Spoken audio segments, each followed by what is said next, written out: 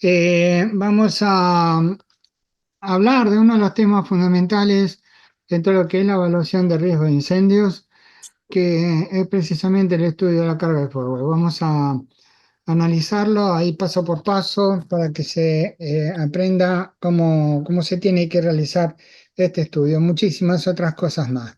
Vamos a la presentación.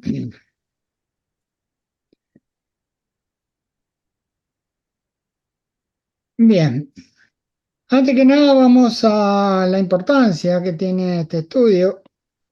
Tengo la voz un poco tomada, por eso tengo este tono tan particular. La importancia del estudio carga de fuego no es un paso solamente, un trámite para poner los datos en el legajo técnico y tenemos todo completito, por si viene alguna inspección ya lo presentamos, tenemos todo en orden. No se trata para nada de eso. Sería un despropósito y una total falta de responsabilidad, de profesionalidad, eh, hacer una carga de fuego en base a eso. La importancia que tiene en primera instancia, este estudio va a definir las bases fundamentales para el diseño del sector de incendios. Esto es quizás el paso más importante de todos, porque sin la sectorización de incendios no vamos a poder hacer absolutamente nada. O sea que ya vamos a ir viendo que el estudio en realidad va a ir pegado a otros estudios, a otros análisis y evaluaciones que tenemos que llevar a cabo. Por otra parte, también define cuáles son los valores de resistencia al fuego mínima exigida para las estructuras portantes, las columnas, las vigas, el esqueleto del establecimiento, del galpón, del sector de incendios, que tienen que cumplimentar con esto. Es la exigencia mínima, no hay que ser, eh, digamos, hay que ser responsables con esto, si bien la resistencia al fuego mínima es relativamente fácil llegar a cumplimentar, siempre tenemos que ir por más. Esto es lo mínimo, tenemos que ir por arriba de lo mínimo. Esto también es otro de los eh, digamos, de las definiciones fundamentales que tenemos que buscar a través del estudio de la carga de fuego. También va a exigir los valores de resistencia al fuego mínima exigida a los elementos sectorizadores, paredes, tabiques, divisores, puertas contra fuego, ventanas contra fuego, todo lo que son los sellados ignífugos, intumescentes, pinturas resistentes a fuego, un montón de cosas más que están también muy pegados a otro de los estudios, que es el de la protección pasiva. Esto no es simplemente, vamos a ver cuál es el potencial mínimo, que también lo define, por supuesto, no define el número de matafuegos, no define el número de extintores, para nada, eso no lo está definiendo, no lo está definiendo.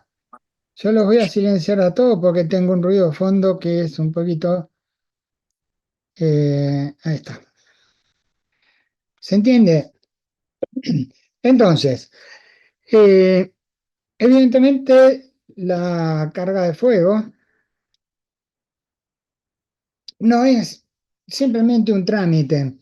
Esto es algo muchísimo más importante y es el paso fundamental, pero para llegar a evaluar el lugar y poder llegar a hacer este cálculo tan simple que parece, tan complejo que parece, sin embargo, es súper importante y es el punto de inicio de todo lo que tiene que, que ver con la seguridad contra incendios. Esto va pegado a un montón de otros estudios, de otras evaluaciones y también de otras inspecciones. Lo vamos a ir viendo a medida que vamos avanzando, pero tengan presente de que no es un trámite para poner en el legajo técnico y de ahí nos olvidamos. O ponemos un cartelito, carga de fuego, tanto kilo por metro cuadrado, y todo el mundo contento.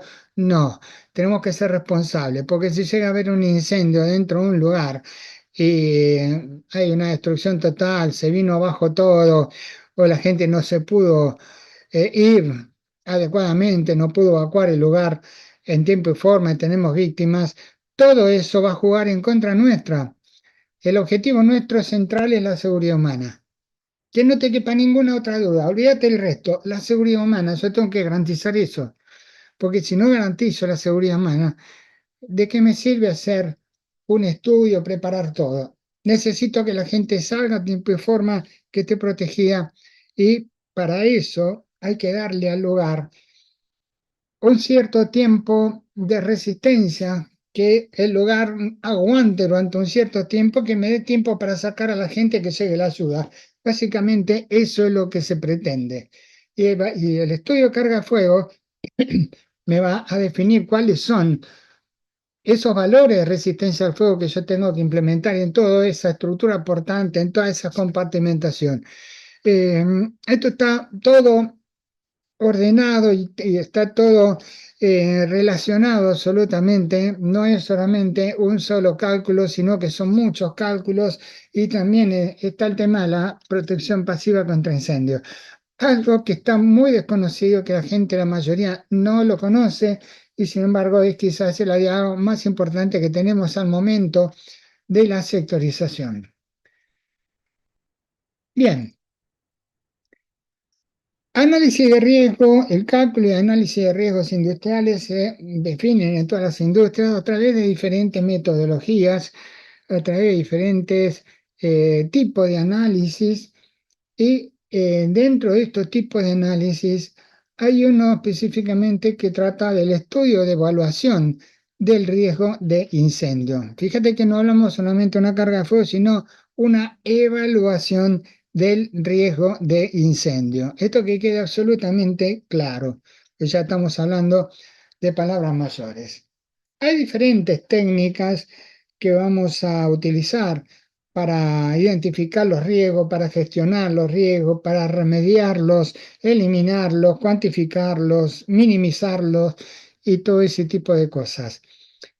Básicamente se tratan de grupos que están agrupados, métodos comparativos de identificación de riesgos a través de los códigos, las listas de comprobación, análisis histórico de accidentes. Los códigos pueden ser las normas se prevén españolas, la NFPA que usamos en el continente americano, listas de comprobación, que no son checklists, sino que son listas un poco más complejas, que son metodologías de identificación de riesgos. Y el análisis histórico de accidentes, es decir, ir a una base de datos, son varias bases de datos que hay, y si nosotros queremos poner una fábrica de zapatillas, vamos a ese análisis histórico y buscamos accidentes por incendio en fábricas de zapatillas, y ahí vas a tener toda la historieta de algunos eventos que sucedieron, y eso nos va a servir muchísimo para que nosotros podamos gestionar, analizar y tratar de que eso no pase en nuestra futura fábrica de zapatillas. Por otra parte, tenemos los índices de riesgo, netamente esos son índices mucho más precisos. Sí, está el índice DOWN de incendio y explosión, que está orientado básicamente a lo que es la industria química, donde se hace una evaluación integral de acuerdo a los procesos que se están llevando a cabo en esos lugares, de acuerdo a las sustancias, los almacenamientos, las operaciones y todo lo que tiene que ver con el diagrama de flujo, normalmente de esos productos químicos. Otros índices, también el índice de Down, pero para nubes tóxicas que fueron eh, accidentalmente liberadas. Y bueno, hay una serie de estudios que se hace sobre estas nubes en establecimientos de procesos. No hay lo que nos corresponde a nosotros. Después sí tenemos métodos que están más generalizados. El HAZOP, que es el análisis de riesgo y operatividad muy utilizado en la industria petroquímica, el análisis de modo de fallos y efectos, árbol de fallos, y el análisis what if, un análisis de riesgo muy interesante, porque nosotros a través del what if preguntamos qué pasaría si se corta la luz y el refrigerador o el enfriador del agua que alimenta, no sé, un proceso determinado, no puede enfriar el agua se calienta, el agua está refrigerando a su vez otro sector, resulta que ese sector no llega al agua fresca, se empieza a calentar y ahí empezamos con el problema. Estas dos palabritas, perdón, eh, son muy importantes dentro de lo que son los grupos de análisis de métodos generalizados.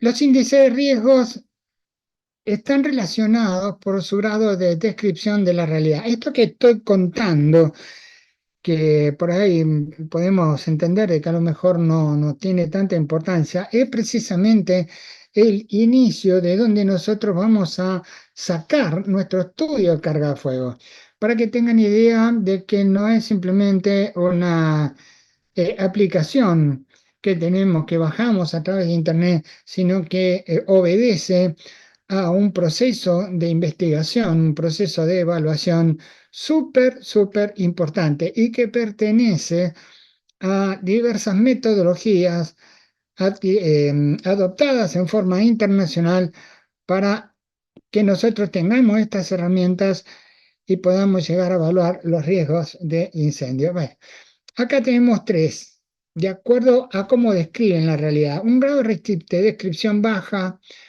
están basados en la definición del riesgo. Definen el riesgo, pero no avanzan mucho más allá. Método FINET, PRI y HRN son utilizados en otras industrias, tienen otra finalidad, son muy complejos, no sirve para todos, pero se utilizan. Los grados de descripción media, que están basados en lo que nosotros vamos a ver hoy, ¿no? En carga de fuego, hay distintas metodologías. Normalmente acá en Argentina, por la norma eh, IRAM, tenemos el método de PURT, pero también tenemos el método Gretner y además nuestro método a través del decreto 351 de la Ley de Higiene y Seguridad. Gretner y PURT son dos métodos complementarios. En realidad, PURT es una síntesis de lo que sería método Gretner. El Gretner es un método de evaluación de riesgos que describe la realidad de cómo está el establecimiento de acuerdo a los elementos que tiene instalado, si tiene o no tiene riesgo serio de que se pueda llegar a producir un incendio. Este método concretamente es muy utilizado por nosotros, por todos los profesionales en seguridad contra incendio, porque tiene un grado de descripción muy, pero muy interesante. Esto se lo recomiendo para que lo tengan en cuenta. Es un método que trabaja con muchos números, muchas letras. eh, Al principio te vas a volver loco, pero después si lo podés dominar un poquito te vas a dar cuenta qué bueno que es tener este método. Y el método PUR, que básicamente analiza el sector incendio para verificar, después que hicimos todos los cálculos en el cruce, en un diagrama, si nuestro sector de incendio tiene que tener una instalación de detección automática de humos, de incendio, lo que sea, o extinción automática a través de rociadores, automática sin intervención humana, obviamente, o los dos tipos de instalaciones juntos. Se utiliza mucho en las industrias para terminar de definir realmente cuando vos el estudio de carga de fuego te da más allá de 100 kilos por metro cuadrado, como vamos a ver que lo deja a criterio del profesional. Analizando a través del método PUR podemos definir si necesitamos o no tener rociadores instalados. A veces no hace falta, pero bueno, esto depende de muchas cosas. Y los grados de descripción altas ya son mucho más complejos, más elaborados, mucho más importantes y detallados, porque están basados en la peligrosidad de las sustancias. Es decir, cada uno de estos métodos está diseñado para un grupo específico, un nicho específico. Nosotros vamos a utilizar este tipo de índices de riesgo basados en la carga de fuego. Con eso vamos a estar fenómenos. 7 bloques temáticos que vamos a tener hoy. En la primera parte, generalidades. Vamos a hablar también de los fundamentos básicos que van a ser los antecedentes para desarrollar los 4 pasos que vamos a estudiar para llevar a cabo la carga de fuego, un estudio de carga de fuego. Y en el séptimo vamos a relacionar, aunque no esté completamente inmerso en este estudio, vamos a relacionar cómo elegimos los extintores.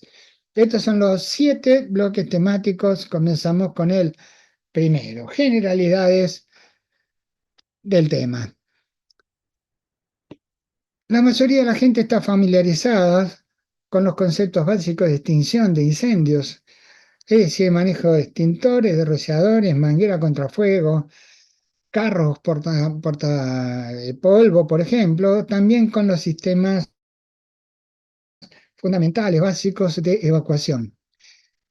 Pero hay algo que se denomina protección pasiva contra incendios, que es extremadamente importante conocerlo, además que nos aporta soluciones realmente fantásticas a problemas muy graves que podemos llegar a tener, sobre todo con la sectorización. La protección pasiva está desarrollada para que eh, contenga el fuego en el punto de origen.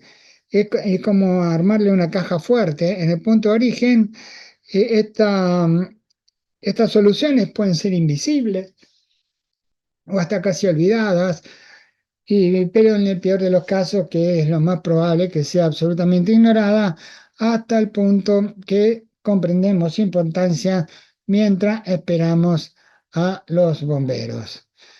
Entonces acá ya vamos a tener que empezar a trabajar con el tema de sectorización. Paso fundamental, precisamente la sectorización. Esto que ustedes están observando, ¿me escuchan bien? ¿Se ve bien? ¿Vamos bien? Se Sí, escucha se ve, bien, se escucha Gerardo. Sí, bien. sí, profesor. Perfecto. Bueno, acá tenemos un claro ejemplo de lo que es la protección pasiva y la sectorización contra incendios.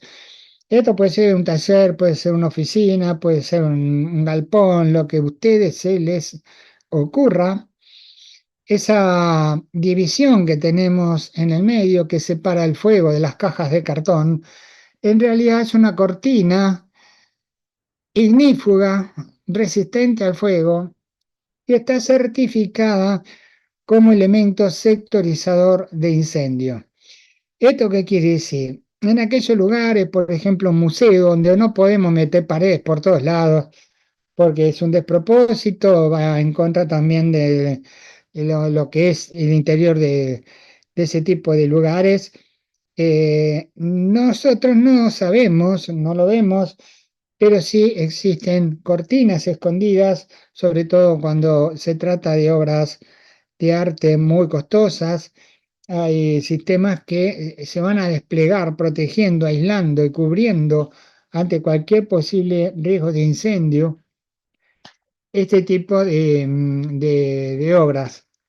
Acá lo que estamos viendo es una cortina que va a estar enrollada permanentemente en el cielo raso. No vamos a ver absolutamente nada que nos indique que hay una cortina. En caso de que se produzca un fuego en cualquiera de los dos lados, ¿no? Eh, este sistema tiene unos sistemas, precisamente detectores, que van a acusar el cambio de atmósfera, van a leer, van a entender de que se está produciendo un incendio. Puede ser detectores de humo, puede ser detectores de infrarrojo, iónicos, de calor, lo que sea. Van a mandarle la orden a todo el sistema de despliegue de despliegue de la cortina, y la cortina va a comenzar a bajar a una velocidad controlada. Por supuesto, no baja de golpe esto, eh, aislando el lugar del fuego del resto del sector, para permitir precisamente la evacuación de la gente, para permitir frenar el humo en un contenedor, en un sector de incendio determinado, mientras vamos avanzando en la respuesta. ¿La respuesta cuál es? La primera respuesta es la evacuación. La evacuación que no es simplemente movimiento de gente de un lugar a otro, sino que es algo muchísimo, muchísimo más complejo. No es digamos, eh, una organización de la evacuación. La evacuación no se organiza, sino que se diseña. Y no es una evacuación, sino que es un proceso de evacuación, donde tenemos que hacer cálculo de tiempo límite de riesgo, tiempo límite de seguridad pasiva, ancho de pasillos y altura de escaleras, etcétera, etcétera, etcétera. Todo eso está formado por el diseño del proceso de evacuación. También está el diseño para la evacuación, que es el diseño de los elementos que vamos a tener en la ruta de evacuación, basados nada menos que en el Código de Seguridad Humana, que es la NFPA 101. Este es otro de los cursos que a veces damos en el IAS. Yo también lo estoy dando, pero es un curso mucho más intensivo, son 2 clases muy, muy extensas. Bien, evaluar la sectorización contra incendio del establecimiento y el estado de la protección pasiva para la seguridad humana es el paso fundamental. Tenemos que dividir en sectores de incendio todo esto. La sectorización es la palabra clave, o compartimentación. ¿Por qué? Porque este punto es fundamental. Este es un paso que requiere de estudios muy profundos de cada establecimiento a fin de que podamos asegurar una adecuada evaluación profesional en seguridad contra incendios. Estos estudios profundos son exclusivos de cada establecimiento, no están para nada protocolizados, ni hay nada, ni hay estudios comparativos o modelos, no, estos son estudios que se hacen en cada establecimiento. Sectores de incendio. Acorde a lo que nos indica el decreto 351, no nos olvidemos que este es un decreto ley, pertenece a la ley 19.587, con todas sus virtudes y defectos, no deja de ser un decreto ley. No hay otro elemento normativo o disposición o lo que sea que tenga más poder que el decreto 351, ya que esto es directamente algo legal, algo de cumplimiento obligatorio. Este decreto, cuando habla del sector de incendio, nos cuenta que se refiere a un local o a un conjunto de locales que se encuentran delimitados por muros y entrepisos de resistencia al fuego acorde al riesgo y a la carga de fuego que contiene, siempre comunicado con un medio de escape. Acá está clarísimo lo que nos dice el decreto 351 en base a la definición de sector de incendio. Pero acá hay algo que es esencialmente importante y definitorio. Este sector de incendio no puede tener un área mayor a 1.000 metros cuadrados, y si estuviese el lugar equipado con rociadores automáticos, no manuales, automáticos, podría estar extendido hasta 2.000 metros cuadrados. 2.000 metros cuadrados. ¿Quedó claro? Y otra cosa importantísima, nunca abarcará más de un nivel. En el caso de un edificio de 4 pisos, son 4 sectores de incendio distintos. ¿Se entendió hasta acá? ¿Vamos bien? ¿Vamos bien? Y se entendió, vamos bien. Bien, Sí, sí. perfecto.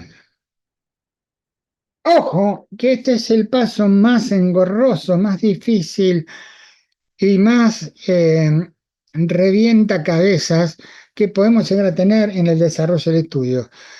Normalmente cuesta mucho sectorizar, a veces casi imposible. Muchas veces no llegamos a poder dividir sectores por X cantidad de problemas. Yo en este momento estoy teniendo precisamente una evaluación de riesgo de incendio en un establecimiento muy grande. Es una nave que tiene 60 metros de largo por 30,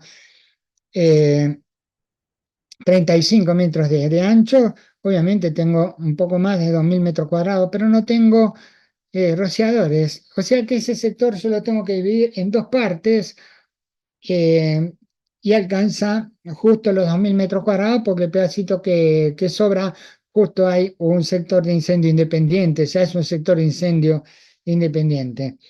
Pero ¿qué pasa? Si yo divido ese galpón, 11 metros de altura tiene las cabreadas. Entonces, si yo pongo 2.000 metros cuadrados rociadores, es un montón de inversión. Dividir eso también es un montón de inversión, porque no solamente que lo dividimos, podemos hacer una pared y ya está, pero no es eso, sino que tiene que ser resistente al fuego acorde al valor de la carga de fuego.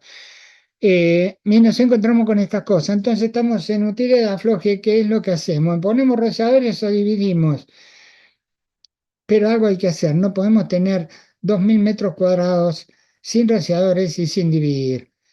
Eh, En muchos casos la carga de fuego la hacen en base a ese metraje, y no es realmente lo adecuado, no es la realidad, debido a que el decreto es muy concreto en esto y te obliga a sectorizar en dos partes, por ejemplo, este tipo de cosas.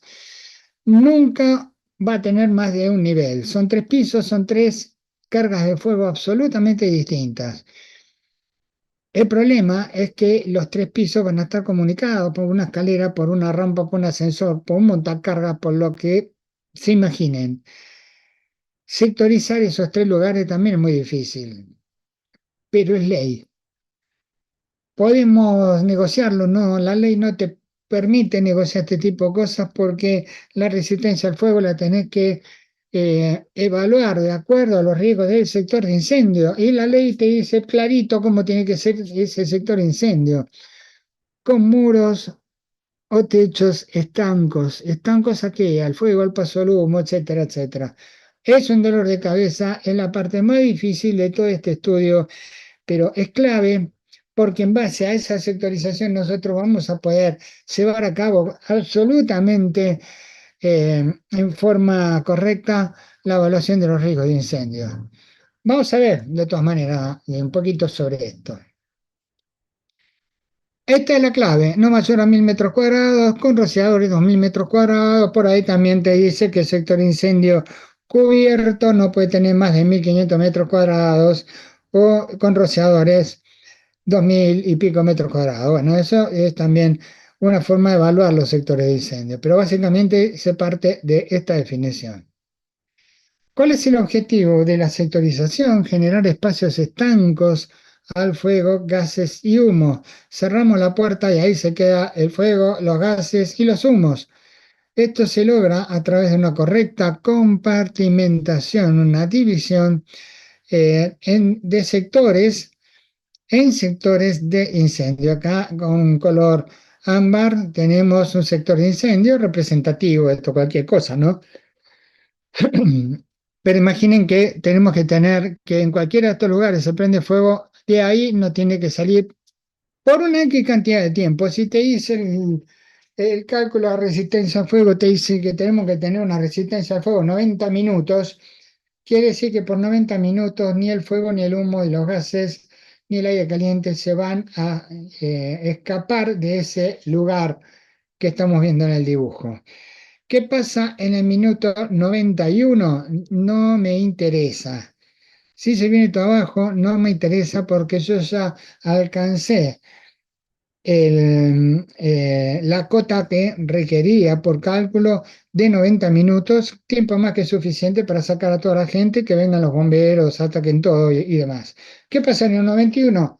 No me interesa. Si yo tengo colocados elementos de seguridad pasiva, el cálculo me da 90 y resulta que yo evalúo la sectorización y la sectorización me da 120, fantástico, fantástico. Así es como se trabaja, ¿eh? Pero bueno, no siempre se da. Estos serían los sectores de incendio. Esto va a permitir la evacuación a través de los pasillos seguros. Esto es un diseño, es un estudio de un proceso de evacuación y también la selección de las rutas de evacuación son extraordinariamente importantes y van de la mano con lo que es el sector de incendio. La evacuación es un punto fundamental, además de conseguir un tiempo virtualmente necesario para la llegada de ayuda profesional, que puede ser bombero de planta, bomberos profesionales, bomberos voluntarios, lo que sea. El efecto que buscamos a través de la sectorización es el mismo que se busca, por ejemplo, en la industria naval submarina. ¿Se acuerdan de este submarino?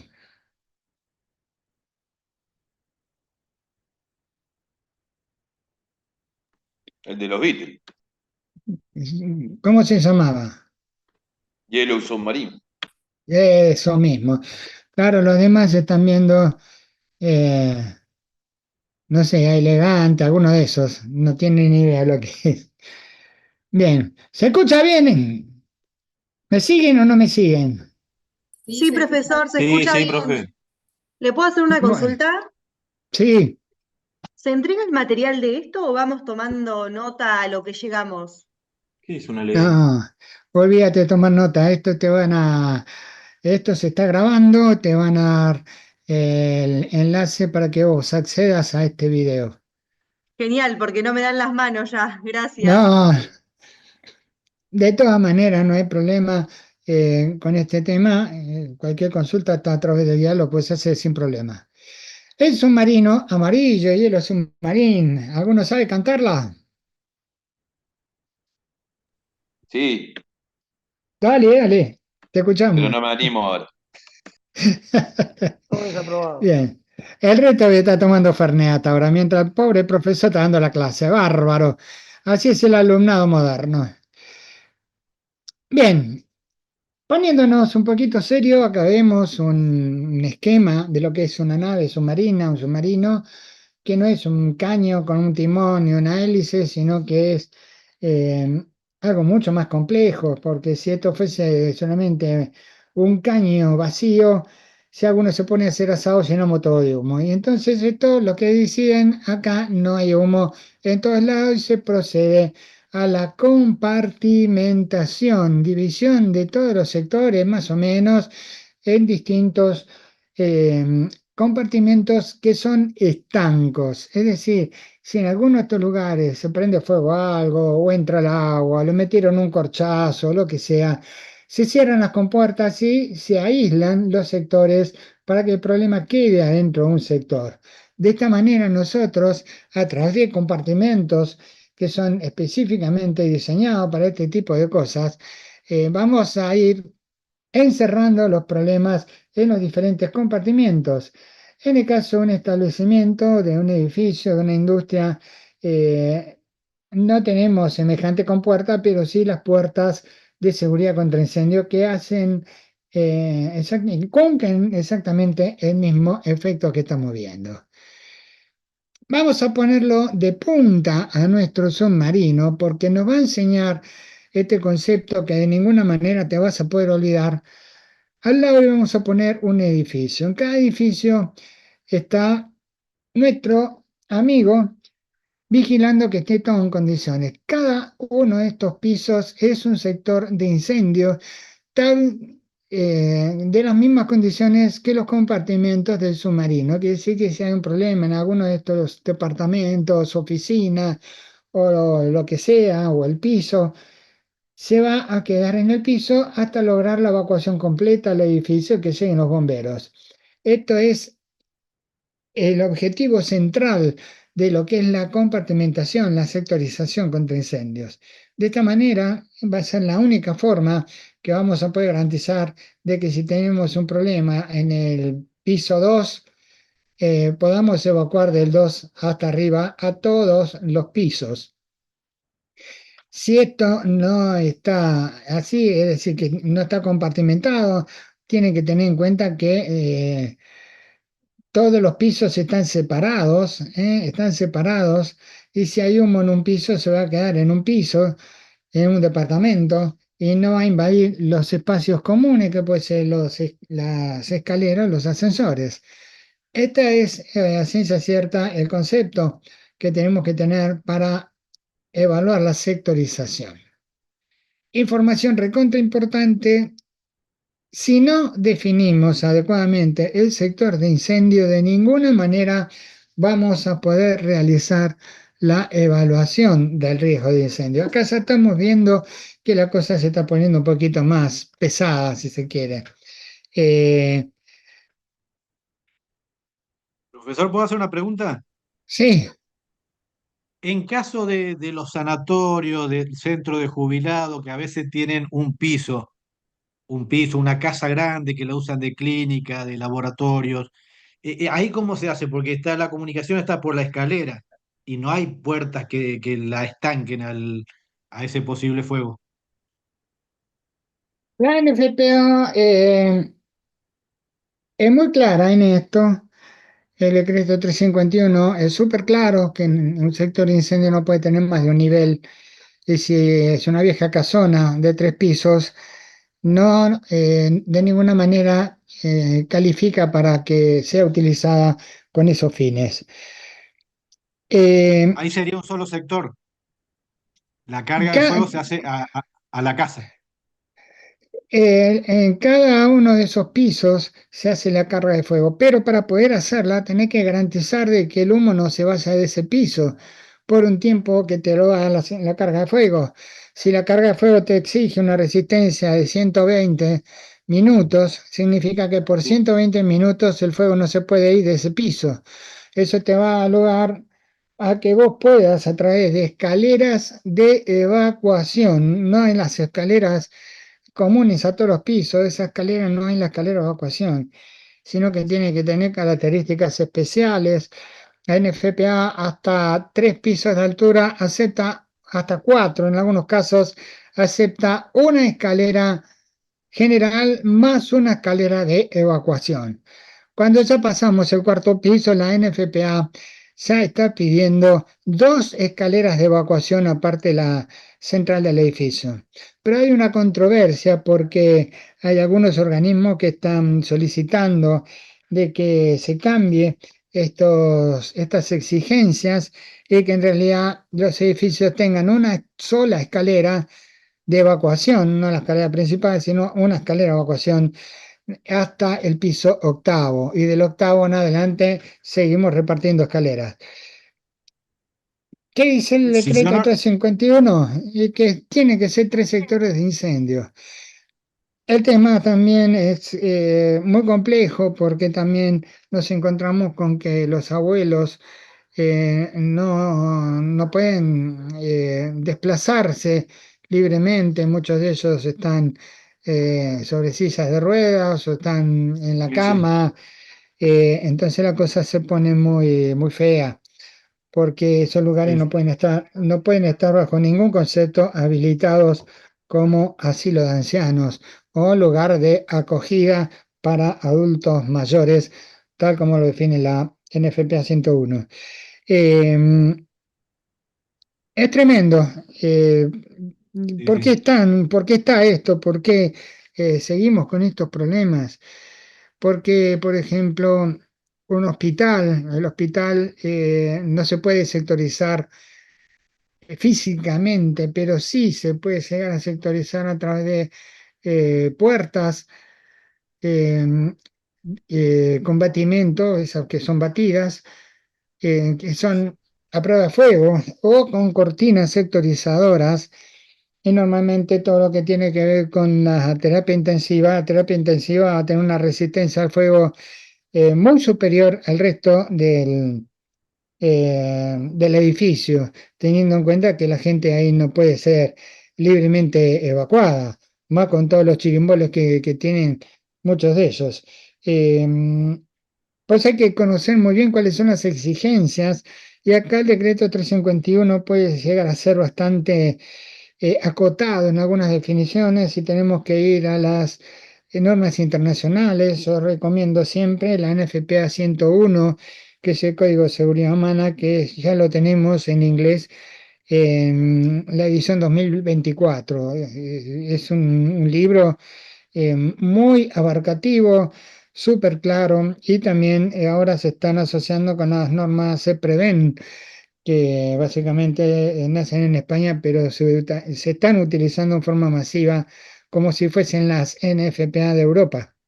Bueno, ahora Perfecto. NFPA y la CEPREVEN están haciendo convenios conjuntos para tener una misma norma. No todas las normas van a tener esta oportunidad, pero la mayoría de las normas pueden llegar a ser adaptadas a los dos requerimientos, el europeo y el americano. Esto es muy importante. En ese Nosotros caso no se tenemos. sectoriza, entonces se hace la carga a fuego total por la casa, por el edificio ese. Se ¿Sería hace así? por nivel, por nivel. Es decir, piso Per- 1, planta baja, Sí. piso 2, son 3 cargas de fuego, siempre y cuando Ajá, esos sectores estén separados uno del otro en forma sí. física, que no lo va a estar, no están No, separados. Bueno, ahí nosotros tenemos un problema. Lo que sí tenemos que poner bien clarito, señores, acá tenemos que compartimentar y dividir en sectores de incendio acorde a lo exigido por la ley a través del decreto 351, que no pueden tener más de 1000 metros cuadrados o 2000 metros cuadrados con rociadores, que una casona de esa ni a palo va a tener, ni asomándose va a tener sí, rociadores, pero sí, aunque sí. no lo pueden hacer, si alguien lo habilitó, ahí está el problema. ¿Quién fue Claro, el que sí, lo sí, la habilitación. habilitó? ¿Y en base a Ajá. qué se habilita? Eh, se Hay muchas de han esas casas. Sí, sí, sí, eso ni hablar. Y muchísimos edificios que ni siquiera tienen salida de emergencia. Casi el setenta No, por ciento de los edificios en la ciudad de Buenos Aires no tienen salida de emergencia. ¿Por qué? Porque no están sectorizados. ¿Por qué no están sectorizados? Porque es la misma escalera para todos los pisos, los mismos ascensores para todos los pisos. Y vas a tener a lo mejor pasillos que tienen más de 40 metros, cosa que la norma sí, NFPA 101 no te permite semejante distancia, no están compartimentados, no tienen puerta a cortafuegos, no hay en los departamentos la puerta de acceso que da al pasillo, no tiene ningún tratamiento ignífugo ni nada que se parezca, y son verdaderas trampas mortales, no por el sí, fuego, sí. no por el fuego, sino por el humo, y sobre todo el humo supercalentado. Pero Gracias. bueno, los que tienen que estar a cargo de todo esto deben ser profesionales en seguridad contra incendios, debidamente experimentados y no confiar tanto en ciertas entidades o establecimientos que no tienen nada que ver con esto. El tema bomberos, hay muchos cuarteles que tienen una excelente oficina técnica y desarrollan realmente a través de un esfuerzo muy grande este tipo de tareas.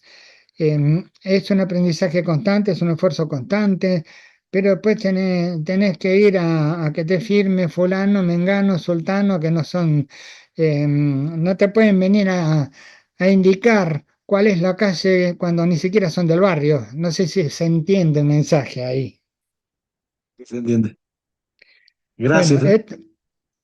esto es así, desafortunadamente. Es algo que vengo luchando hace rato, pero bueno, cuesta juntar gente para poder hacer algo. No sé cómo, ni siquiera cómo encararlo, porque tendría que ser un proyecto de ley y con todos los intereses que hay, de un perejil que anda dando vuelta por ahí. Bueno, esto habría que hacerlo con fundamentos muy profundos para que se tenga en cuenta esto. Igual que el tema de los incendios forestales. Ahí hay todo también, un montón de cosas. Hay que enseñar incendios forestales, hay que enseñar cómo se desarrolla un incendio forestal, cómo está formado, por qué algunos incendios admiten la extinción con medios aéreos y otros no, por las corrientes de aire, por los climas que se forman en los lugares, no tanto matorrales, pero sí, por ejemplo, la vegetación chica en las sierras cordobesas, San Luis, parte de Neuquén. Bueno, en Neuquén lo que tiene son bosques de coníferas que son tremendamente complejos. Hay que estudiarlos, hay que saber Pero sobre todo lo que hay que hacer es difundir la necesidad de tener cuidado con estas cosas, es educar a la población. Ahora vienen las fiestas, ya hay gente que está comprando pirotecnia. A mí me parece que gastarse la guita en pirotecnia es realmente hoy, salvo que sean profesionales que se dediquen a esto, eh, a pesar de que está prohibido, bueno, esperemos que no tengamos tanta cantidad de accidentados, que vamos francamente en bajada con el tema de la cantidad de accidentes que hay. No porque no quieran usarla, sino porque no la pueden comprar. Es otra historia. A medida que va avanzando, que las cosas si mejoran un poquito, nos vamos a dar cuenta a fin de año con la cantidad de cohetes que tira la gente. Definiciones fundamentales. Pero el tema de sectorización y las habilitaciones son realmente un escándalo a veces, un escándalo. La carga de fuego, según la ley, nos dice que se define carga de fuego de un sector de incendio igual al peso en madera por unidad de superficie en kilos por metro cuadrado, capaz de desarrollar una cantidad de calor equivalente a lo de los materiales que contienen dicho sector de incendio. El objetivo del estudio, determinar la cantidad total de calor que puede desarrollar una combustión teórica completa, nunca la vamos a tener completa, pero sí teórica, de todos los materiales que están contenidos en esa habitación, en ese galpón, en ese sector de incendio. Con este resultado vamos a poder establecer cuál va a ser el comportamiento de los materiales constructivos, cuál va a ser la resistencia mínima exigida de las estructuras portantes compartimentadoras, qué tipo de ventilación requiere lugar o está instalada, puede ser una ventilación mecánica o puede ser una ventilación natural, y calcular la capacidad extintora mínima necesaria para hacerle frente al riesgo, que no quiere decir que vamos a calcular la cantidad de extintores. Esto no es así. Esto no se debe confundir. El sector de incendio, ¿cuál es la idea? El sector de incendio genera una especie de caja fuerte para el humo y que encierre dentro de ese lugar también los gases, el calor y las llamas. Además de esto, la resistencia al fuego. Tenemos que hacer la resistencia al fuego y esta resistencia al fuego la vamos a tener en base al tipo de combustible, definiendo cuáles son los riesgos, la cantidad de combustible, definiendo la carga de fuego, el valor y el tipo de ventilación que podemos llegar a tener, tanto natural como mecánica. A su vez, la idea es también tiempo, ganar tiempo. ¿Tiempo para qué? Un tiempo para respuestas, un tiempo para evacuación y el tiempo que me garantice la estabilidad estructural del edificio, que no se me venga todo abajo. Esa es también una de las ideas fundamentales. Por otro lado, siempre un sector de incendio debe estar comunicado con un medio de escape. Este medio de escape es obligatorio, rápido y seguro, y tiene que garantizar la evacuación. Rápido no quiere decir que salga todo el mundo corriendo. Atento con esto, ¿eh? Es obligatorio, lo obliga la ley, no lo obligo yo, lo está obligando la ley. Señor, usted tiene que tener un medio de escape que no es la escalera común, sino que tiene que tener un medio de escape. Y pero yo no tengo porque, bueno, vos si lo escribís, el tipo te lo tiene que recibir. Esos medios de escape se tiene que estudiar cómo va a ser el camino que va a recorrer, es decir, la trayectoria, evacuación y las rutas de evacuación, cómo tiene que salir. Y siempre va a estar conectado con una salida al exterior. Esto un poquito lo que es, en resumen, el valor que tiene la sectorización contra incendios. Una vez que logramos todo esto, entonces la evacuación la podemos hacer en tiempo y forma, tal como están disparando estos gatitos ahí abajo. ¿Cuál es la clave del éxito? La calidad y el grado de resistencia al fuego de todos los elementos que componen dichos sectores. Básicamente, la calidad y la correcta aplicación de los elementos resistentes al fuego, tratamientos con pinturas intumescentes, pinturas ablativas, barnices, barreras contra el fuego. Son todas soluciones que nosotros vamos a administrar y vamos a adicionar sobre aquellas paredes que son más o menos resistentes. Vamos a darle un poco más de resistencia colocándole un panel resistente al fuego, evaluando que la estructura portante sea de acero, no se venga abajo. Eso lo podemos llegar a hacer a través de la aplicación de pinturas intumescentes, barreras contra fuego, con el despliegue de alguna cortina ignífuga. También hay barreras contra el humo. Eso tenemos que estudiar en seguridad pasiva. Además, no escapa del análisis de riesgo todo lo que sean tuberías, cables, suelo forjado, puerta, cortafuego, elemento decorativo, todo lo que está adentro de un sector de incendio. La resistencia al fuego de las mamposterías realizadas con ladrillo y bloques cerámicos. La seguridad al fuego en la construcción no siempre es tenida en cuenta. Representa un aspecto muy importante en la industria de la construcción, porque los muertos a causa de fuego es mucho mayor que la debida a problemas estructurales. Es decir, se muere mucha más gente por inhalación de humo, básicamente, que porque se te venga abajo un edificio. Nada que ver con el edificio de Villa Gesell, por gente que tenía otro tipo de problemas. La clasificación que tenemos acerca de los materiales, según la 11911 de la IAM, son 6 categorías. R1 es incombustible hasta muy elevada combustibilidad, que es R6. Lo mismo que el decreto 351. Se adopta la misma estructura definitoria para clasificarlos. Definimos lo que son materiales y elementos constructivos. Los constructivos son los ingredientes, las mezclas, arena, cal, cemento, todo eso son los materiales constructivos. Y los elementos constructivos son aquellos portantes que soportan el edificio, forman parte del esqueleto del edificio, la estructura portante, vigas, columnas y demás. Separadores, que son los que separan diferentes espacios, que pueden ser tabiques, mamparas, otros que tienen la doble función de portantes y separadores. Por ejemplo, los forjados. Los forjados son los pisos entre dos pisos distintos, entre dos niveles distintos. En el piso arriba va a ser el suelo y en el piso abajo va a ser el techo. A eso se los denomina forjados. La carga de fuego ya la definimos recién.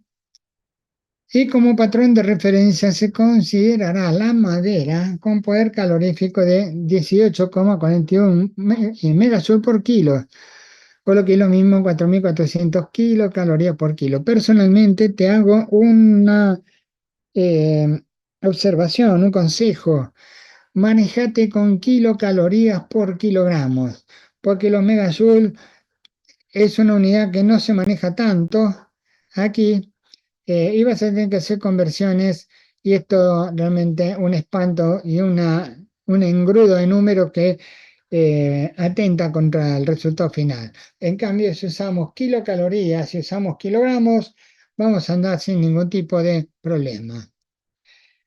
Otra cosa que muchas veces los profesionales no tienen en cuenta, todos aquellos materiales que son líquidos, gaseosos y que están contenidos en tubería, en barriles, depósitos, cilindros, se consideran uniformemente repartidos sobre la totalidad de la superficie del sector de incendio. ¿Vamos bien hasta acá? ¿Se entiende? ¿Se entiende? Sí, sí, perfecto. Bien, algunos consejos. Vamos a estar soldando. En aquellos talleres donde la soldadura es muy frecuente, se pueden utilizar soluciones alternativas, es decir, pasar de tener un carro con estos cilindros, que en sí es una carga de fuego realmente tremenda para el sector de incendio y un peligro, obviamente, se lo traslada afuera por una instalación que podía ser tipo manifold, por supuesto mucho más exquisita que esta, porque estamos hablando de acetileno y estamos hablando también de oxígeno o de gas licuado en algunos casos. Esto podría ser una solución. Con esto que ganamos eliminar el equipo de adentro del sector incendio y ya no estaríamos utilizándolo como parte de los combustibles para el cálculo de la carga de fuego. De esta manera el cálculo de la carga de fuego me da muy inferior, muy inferior. Entonces la capacidad extintora va a ser mucho menor que si esto lo tenemos dentro del taller. Sacarlo de ahí implica almacenarlo en lugares adecuados, protegidos de la acción solar, ventilados en lugares lejos de cualquier fuente de ignición, que tiene que estar encerrados ahí. Necesitamos el equipo, lo sacamos de ahí, lo llevamos, soldamos, lo volvemos a usar, a colocar donde está. Como el equipo no está incorporado dentro del cálculo del sector de incendio, de la carga de fuego del sector, al momento que nosotros trasladamos del gabinete de cilindros al lugar donde vamos a trabajar, debemos llevar con el equipo un elemento adicional contra fuego. Puede ser un matafuego, puede ser un carro matafuego, puede ser también, junto con el matafuego, una manta resistente.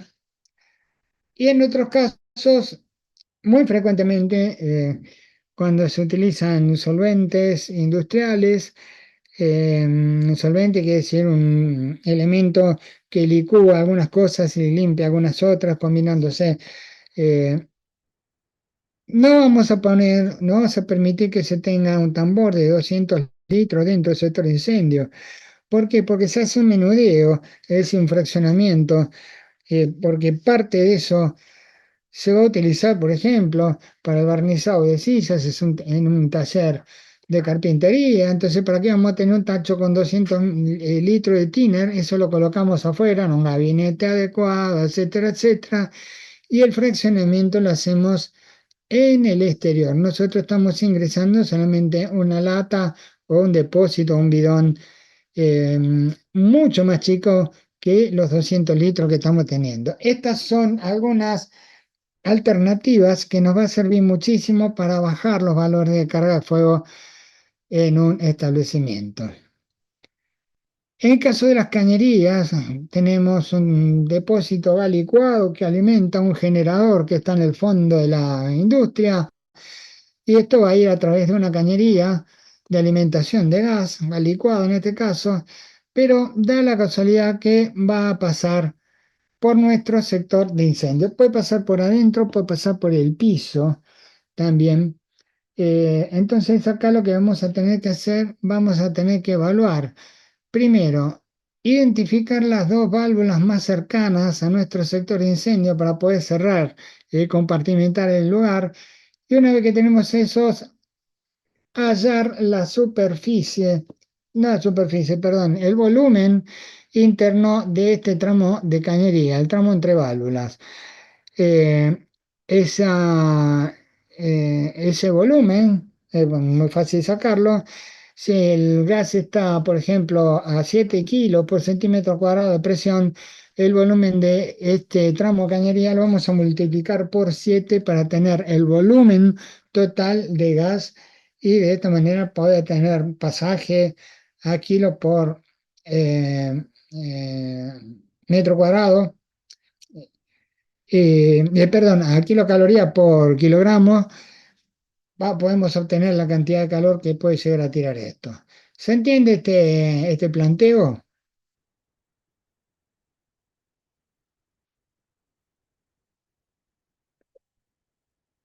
Sí, sí, se entiende. Sí, está claro. Bueno, seguimos. Esta es la fórmula. La carga de fuego es la sumatoria de todo el peso de los materiales por su correspondiente poder calorífico. Si nosotros tenemos madera, tenemos plástico y tenemos caucho, tenemos que hacer una sumatoria de esos tres elementos. Es decir, tenemos 10 kilos de papel, tenemos 20 kilos de plástico y tenemos 3 kilos de caucho, buscamos el poder calorífico del papel, 4.000 más o menos, entonces multiplicamos el peso por su poder calorífico, lo encerramos entre paréntesis, más abrimos otro paréntesis, la cantidad de plástico por el poder calorífico del plástico, más lo del caucho. Todo ese chorizo de números nos va a dar una cifra que va a estar expresada en kilocalorías, porque el kilo se va con el kilo en la fórmula arriba, y abajo vamos a relacionarlo con el correspondiente eh, poder calorífico de la madera. Es decir, todas esas sumatorias las dividimos por el poder calorífico de la madera. Entonces la carga de fuego, obviamente, kilocaloría de arriba se va con kilocaloría de abajo. El resultado va a darnos en kilogramos y entonces la carga de fuego va a ser la cantidad de kilogramos dividido el área. Y ahí es donde tenemos kilos por metro cuadrado, que eso es en definitiva el valor de la carga de fuego. Esta es la teoría, vamos a verlo por supuesto en un lindo ejemplo. Dicho de otra manera, realizar un estudio de carga de fuego es convertir el peso de todos los materiales de un sector de incendio relacionando su poder calorífico individual con el de la madera, utilizando el patrón de referencia que es 4.400 kilocalorías por kilo. Esto significa que si nosotros cambiamos todos los elementos presentes con una cantidad de madera que tire la misma cantidad de calor, se genera la misma cantidad de calor. Tenemos que averiguar cuántos son esos kilos. Para tener un dato más representativo, se divide la cantidad de madera equivalente por la superficie del sector y ahí es donde obtenemos el mítico valor de la carga de fuego. Para que quede totalmente en claro, un ejemplo, el poder calorífico de la madera es 4.400 kilocalorías. El poder calorífico del cuero son 5.000 kilocalorías. ¿Cuántos kilos de madera tendría que tener para que tiren 5.000 kilocalorías para reemplazar a un kilo de fuego? Y ahí con una regla de tres simple, simplemente me va a decir que voy a necesitar 1,14 kg de madera para que tire la misma cantidad de calor que 1 kilogramo de cuero. Por lo tanto, la combustión de 1 kilogramo de cuero desprendería las mismas calorías que 1,14 kilos de madera. Esta relación tan simple es lo que nos va a llevar al éxito. Primer paso. Cuando se inicia el incendio se va a avanzar seguramente a temperaturas increíbles y alcanzar temperaturas superiores a 1.000 grados centígrados. Y la propagación del fuego en un edificio se genera a través de la propagación vertical, hueco ascensor de escaleras, chimeneas, conducciones, etc. Y propagación horizontal a través de pasillos, distintos niveles, oficinas de una a la otra y demás. Estos son los dos elementos las dos formas que tiene fundamentalmente la propagación de fuego en edificios. Al comenzar un estudio vamos a tener muchas dudas. Primero, ¿cómo reconozco los límites del sector de incendio? ¿Qué tipo de elementos constructivos se usaron? ¿Cuál es la resistencia al fuego de la estructura? ¿Cuál es el poder calorífico que tiene un material determinado? Si no puedo pesar un material, ¿cómo determino su peso aproximado? Vamos a ver entonces cómo respondemos a estas preguntas. Primero vamos a tratar de conseguir un plano del establecimiento. Si no lo hacemos nosotros, un croquis a mano alzada, pues lo pasamos en limpio, AutoCAD o en papel, lo que sea. Lo primero que tenemos que hacer en el establecimiento es evaluar las condiciones de higiene y seguridad del lugar. Esto va con un informe y la propuesta de remediación, es decir, las condiciones de higiene y seguridad nos va a indicar el orden y limpieza, que es digamos, la parte más importante. Un lugar limpio va a ser mucho más difícil que se prenda fuego. También las instalaciones eléctricas, las instalaciones de gas o de otros servicios que deben estar acompañados con un informe del profesional matriculado en cada uno de estos sistemas que nos escriba, nos certifique el estado de cada una de estas instalaciones. Tiene que ser firmado por un electricista matriculado, un gasista matriculado. ¿Cómo está todo esto? Él nos va a dar un informe escrito, que se lo tenemos que tener que pedir. Bueno, nosotros no vamos a evaluar las condiciones de una instalación eléctrica ni una instalación de gas. No es nuestra función. Antes quizá lo era, ahora ya no. Para eso están los matriculados, que son los que tienen que dar un informe sobre esto. Una buena inspección ocular nos va a permitir encontrar los riesgos presentes, los peligros y tratar de llevar a cabo acciones de mitigación para reducir las posibilidades de un incendio.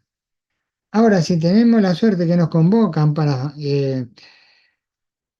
diseñar un edificio desde cero, ahí se debe conseguir el pliego de contrataciones, ver los materiales que se van a colocar y comenzar a intervenir en una etapa fantástica, formidable, pero muy difícil también, porque acá es cuando se diseña un edificio también se trata de bajar los costos y a lo que primero le pegan es a la seguridad.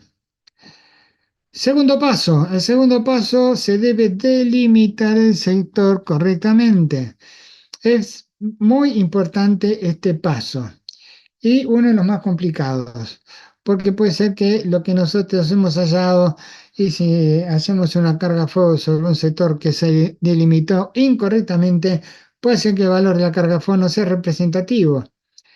Porque si nosotros dividimos la cantidad total de calorías por un área menor a la que corresponde, los valores de carga de fuego se van a disparar para arriba, van a ser valores muy altos, y caso contrario va a ser un valor mucho menor de lo real. Por eso es muy importante tener cierta experiencia y basarse mucho en lo que son las legislaciones.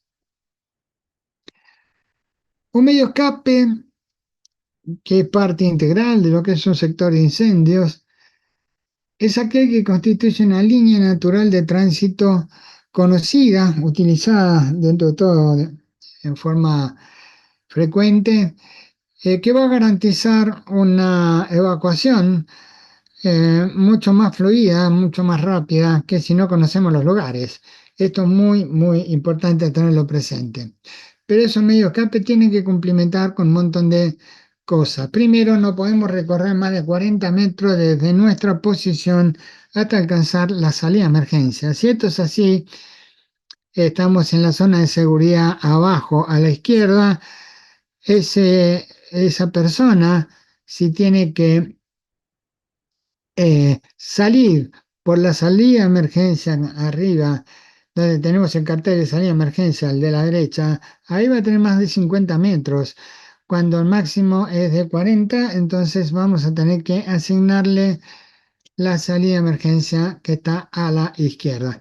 Esto tenemos que medir muy bien y si tenemos gente que está en forma permanente alejado de la salida de emergencia, hay que evaluar la colocación de una segunda salida de emergencia.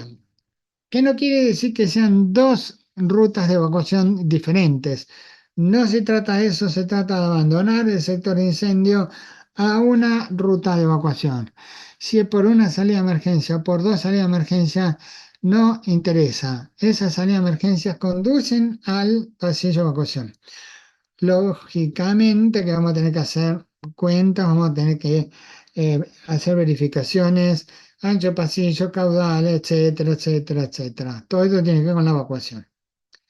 Una vez que ganamos esto, nosotros vamos a tener la ruta vertical. La que vimos era la ruta horizontal. La ruta vertical es la que va desde la puerta de salida hasta el pie de las escaleras y de ahí hasta la salida fuera de la edificación. Siempre la evacuación se realiza en forma descendente, salvo en garajes u otros casos particulares donde se agregan requisitos de seguridad mucho más exigentes. Generalmente están en las disposiciones municipales que son complementarias. Otra cosa muy importante es la existencia de pisos técnicos o falsos techos. En el piso técnico, si nosotros queremos compartimentar estos armarios y lo hacemos hasta el piso técnico, no son sectores de incendio, porque el fuego que puede generarse puede invadir otras áreas. Entonces el fuego se va a desparramar por abajo o por arriba, no es sector de incendio. Para que sea sector de incendio tendría que llegar hasta abajo de todo. ¿Vamos bien?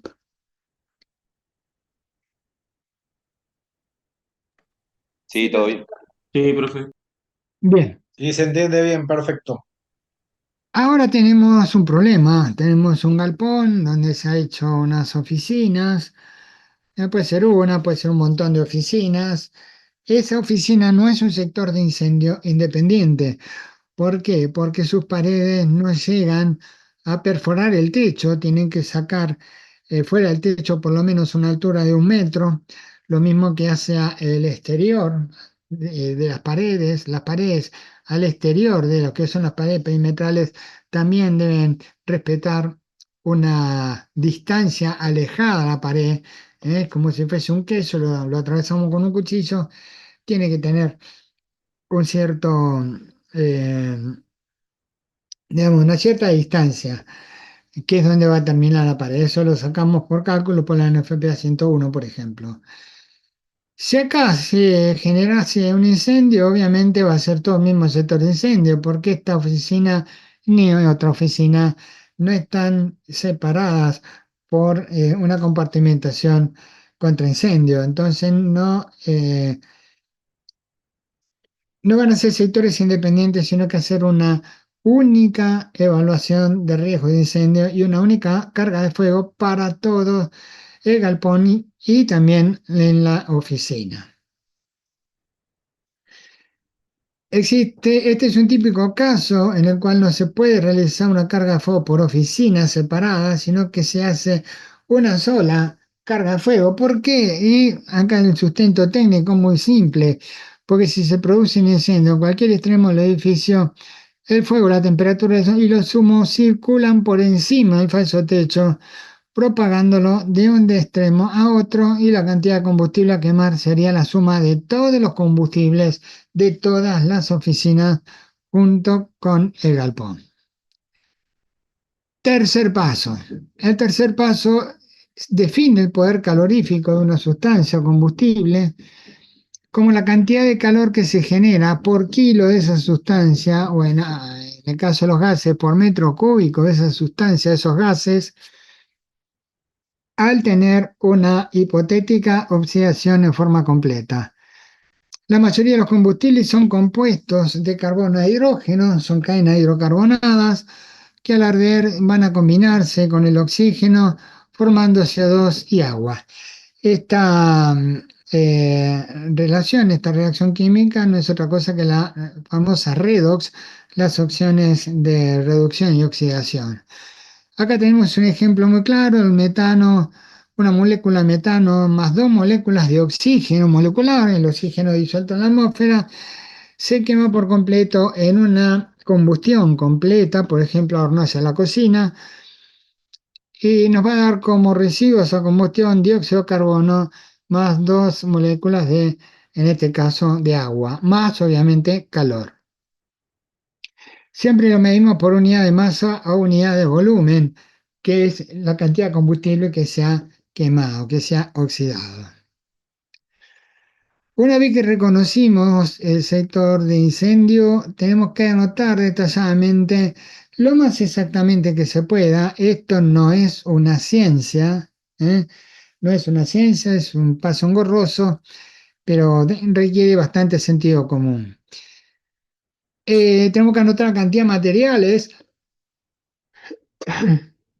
y objetos que pueden ser combustibles que se encuentran, para luego buscar los poderes caloríficos de cada uno de esos materiales.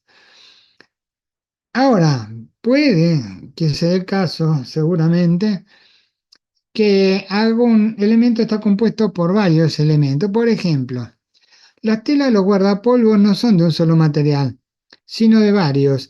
En el caso de los guardapolvos están constituidas por un 65% poliéster y un 35% de algodón. Así tenemos que un poder calorífico de 6.000 kilocalorías para el poliéster y 4.000 kilocalorías para el algodón, y ya obtenidos los porcentajes, podemos hacer el cálculo. Y el cálculo es muy simple. Un rollo de 100 kilos de tela va a tener, por supuesto, 100% son 100 kilogramos de tela. El 60% ya lo teníamos como dato, que era poliéster, y restando, por supuesto, haciendo la otra relación, son 60 kilogramos poliéster y 40 kilogramos de algodón. Hacemos la carga de fuego de la siguiente manera: multiplicamos 6.000 kilocalorías por 60 kilogramos de poliéster y 4.000 kilocalorías por 40 kilogramos de algodón. Esto nos da 360.000 más 160.000 acá. En este rollo de tela entonces vamos a tener que hipotéticamente se desprenderían 520.000 kilocalorías, suponiendo su combustión completa. Pero a veces no se tiene el dato en cuanto pesa un determinado elemento. Por ejemplo, un entretecho madera, un revestimiento madera, es imposible desarmarlo. ¿Cómo calculamos el peso si no lo podemos pesar? Hay varias formas posibles, pero las dos más comunes son las siguientes. Primer caso: vamos a calcular el peso de un entrepiso de madera donde se puede obtener una muestra sobrante del material, un pedazo de la madera con lo que fue construido. Entonces, una vez que conseguimos una pieza y tratamos que tenga una forma conocida, por ejemplo un rectángulo o un cuadrado, se obtiene la superficie total de metros cúbicos y se deben pesar eso. Tiene que tener una distancia, unas medidas regulares, ¿no? Para esto. Una vez que calculamos el volumen, debemos hacer lo mismo para el cálculo para todo el entrepiso. Muy sencillo. Si nosotros teníamos un trozo de madera de 10 centímetros por 10 centímetros por un espesor de 4 centímetros y medio, vamos a tener un volumen X. Para que podamos hacerlo por metro cuadrado, eso se multiplica por 10, entonces vamos a tener por metro cuadrado cuánta cantidad de metros cúbicos, perdón, sí, qué cantidad de metros cúbicos vamos a tener en definitiva. Ahora vamos a ver cómo se obtiene. Acá tenemos un techo de polietileno, se obtiene una muestra, se sacan las medidas de 10 por 10 aproximadamente. Tenemos ahí un poquito también de, no es el caso del espesor, sino que se hace un cálculo sencillo a ver qué cantidad de material podemos tener en estas celdas, ¿no? Y bueno, una vez que lo tenemos con estos datos, es muy sencillo comenzar a trabajar. Una vez que, en el segundo caso, calcular el peso, donde no se puede obtener una muestra, es el caso más frecuente. Para realizar un cálculo de este tipo se debe tener presente la fórmula de la densidad de un material y del peso. La densidad es igual masa sobre volumen. Bien, la densidad la vamos a obtener a través de la web. Es la densidad de 650 kilogramos por metro cúbico de enchapado fenólico, dato que se obtiene del fabricante. Y nosotros tenemos en nuestro solado 9,6 por 13,50 son 129,6 metros cuadrados, es lo que mide nuestro entretecho. Para obtener el volumen, que es lo que me interesa, lo multiplico por el espesor, 0,045, o sea, 4 centímetros y medio, siempre en metros, y el resultado me da en metro cúbico, en este caso 5,85. Y despejando en la fórmula de densidad, vamos a tener que la masa es igual a la densidad por volumen y la masa, es decir, cuántos kilos necesitamos, 650 kilos por 5,85, metro cúbico se va. Y de ese lado tenemos un total de 3.800 kilogramos. ¿Se entendió esto?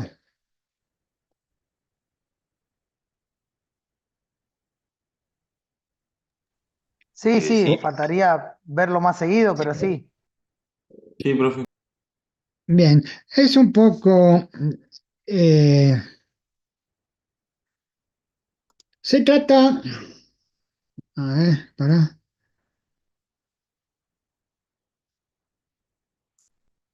Ahí estamos. Ahí estamos. Se congela, hace frío. Se trata de tener un poco de sentido común. Es decir, vos tenés que fijarte cuál puede ser la forma más aproximada posible. Te repito que esto no es una ciencia, no es una ciencia para nada.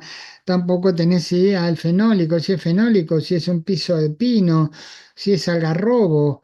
Siempre la cantidad de kilocalorías por metro cúbico, por metro cuadrado va a ser la misma, 4.400. Tratar de averiguar los pesos es algo bastante sencillo. No te vuelvas loco con este tema. Sacamos, hacemos el cálculo de una muestra que puede ser un tablón en un estante, tenemos estante por todos lados. Anda a hacer un cálculo de una librería, por ejemplo, una biblioteca. Hace poquito uno de los alumnos me dijo, profe, ¿qué hacemos en la biblioteca? Y mirá, tenés 2 millones de libros, y sí, hace una cosa, fíjate por metro lineal, cuánta cantidad de madera tenés del estante y qué cantidad de libros te entra en un metro. Vas a tener libros chicos, medianos y grandes, y vas a tener que buscar un libro que sea representativo. Por ejemplo, un libro mediano eh, tipo tamaño A4, que tenga 250 300 páginas. Agarras el libro, no importa el autor, lo pesás y eso lo multiplicas por la cantidad de libros que vas a tener. ¿Es algo representativo? Sí, por supuesto, por supuesto. ¿Podemos llegar a estar más o menos en el valor real? Por supuesto, va a estar muy aproximado. Esta es la manera que tenemos de trabajar. Entonces, tenés un metro cuadrado, ya tenés resuelto el tema. Lo multiplicas por la cantidad de metros cuadrados lineales que tenés por todos lados. Y si tiene un fondo de madera, calculás en base a lo que estuvimos viendo, más o menos el espesor que puede tener la madera, más o menos. Si tenés acceso y son 5 milímetros, es muy difícil que tenga 2,5 pulgadas de fondo de un mueble, generalmente son terciados. Le pones una medida representativa aproximada. De esa manera, puedes llegar a tener los valores que estamos buscando, la cantidad de madera, la cantidad de papel, lo mismo para todo, para todas las industrias. No te olvides, es algo simple, che, no hay otra historia. Siguiendo con nuestro ejemplo, en el cuarto paso, lo que vamos a hacer, eh, calculado el peso de los materiales, vamos a hacer una planilla general donde vamos a dividir, etcétera, etcétera. Vamos a la planilla. ¿Qué es esto que tenemos acá? Esto es lo que nosotros tenemos que tener. Primero, la superficie de nuestro sector de incendio absolutamente hermético, con todas las de la ley que hemos visto, lo tenemos que tener presente.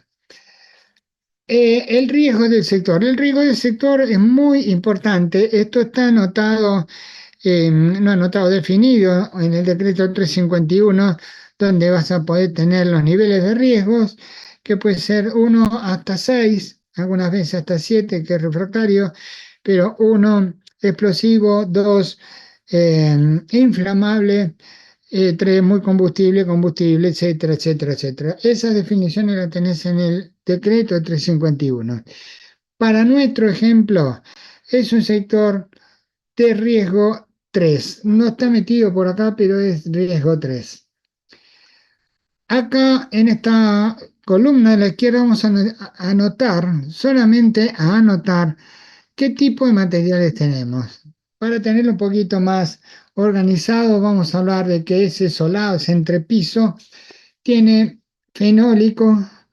Después tenemos tela de nuestro famoso em, rollo de tela de 100 kilos. ¿Te acuerdas que teníamos poliéster y algodón? Hay caja de cartón, en este caso no lo pusimos, no habría. Y tenemos acá otra de las cosas que tenemos que tener presente. Hay un escritorio de madera y una silla de madera. Normalmente un escritorio tradicional de madera es bastante representativo colocar 30 kilogramos que pueda llegar a pesar un escritorio de madera. También una silla de madera pesa más o menos 8 kilos, representando a todo el sillerío que se nos antoje. Una vez que nosotros tenemos esto, averiguamos los poderes caloríficos de los distintos elementos que tenemos. Por ejemplo, el enchapado fenólico es madera, otra historia. El escritorio y la silla son madera, entonces el poder calorífico para estos tres casos es 4.400. En el caso del poliéster son 6.000 y en el caso del algodón 4.000. Y lo dejamos ahí para no hacerlo tan complejo. Esto nos va a dar. Multiplicamos 3.670 kilos de madera por 4.400, nos da exactamente 16.144.800 kilogramos o kilocaloría. ¿Qué sería esto?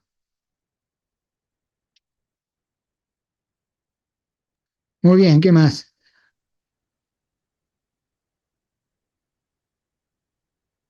¿Hay alguien ahí? Kilocalorías Ki- es. Kilocalorías del fenólico. Kilocaloría. ¿Por qué? Porque 3.670 son kilos y el poder calorífico de 4.400 kilos, kilocaloría por kilo. Divide, se va kilo, me queda kilocalorías. El incendio asociado al sector me da en kilocalorías. Cuando vos multiplicás la cantidad de peso de cada uno de estos elementos por su poder calorífico, que esto lo encontramos en internet muy fácilmente, vas a tener, por ejemplo, hay distintos tipos de plásticos, son todos polímeros que van a tener aproximadamente entre 9 y 12.000 kilocalorías por kilo, le metemos un promedio y ya con esto es suficiente.